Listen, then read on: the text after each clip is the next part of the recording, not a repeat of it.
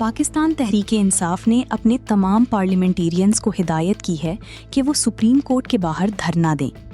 P T I کے مطابق اگر عمران خان کے اہل خانہ کو کل ان سے ملاقات کی اجازت نہ دی گئی تو جمعرات کے روز تمام پارلیمنٹیرینز اڈیالہ جیل جائیں گے۔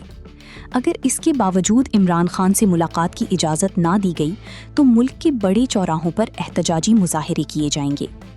پی ٹی آئی کے مطابق عمران خان کو اپنے اہل خانہ اور پارٹی رہنماؤں سے ملاقات کی اجازت ملی تقریباً 8 ماہ گزر چکے ہیں۔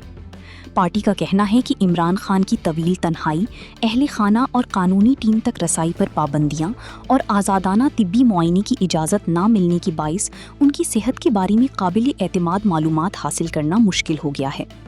پی ٹی آئی نے مطالبہ کیا ہے کہ عمران خان کی صحت کی صورتحال واضح کرنے کے لیے ان کے اہل خانہ، قانونی ٹیم اور ذاتی معالجین کو فوری طور پر ان تک بلا رکاوٹ رسائی فراہم کی جائے۔ پارٹی کے مطابق سابق وزیر اعظم کی صحت کے حوالے سے پیدا ہونے والی تشویش کے پیش نظر آزاد طبی ماہرین کو بھی عمران خان کا معائنہ کرنے کی اجازت دی جانی چاہیے۔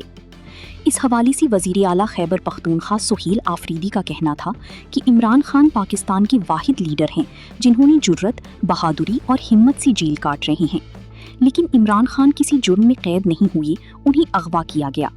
وہ غیر قانونی طور پر ناحق قید میں ہیں۔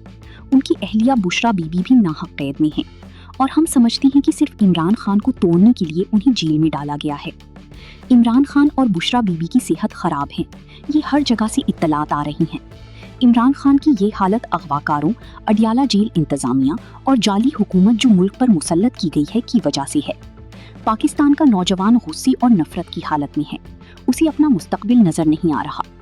یہ کاکروچ معمولی چیز ہے۔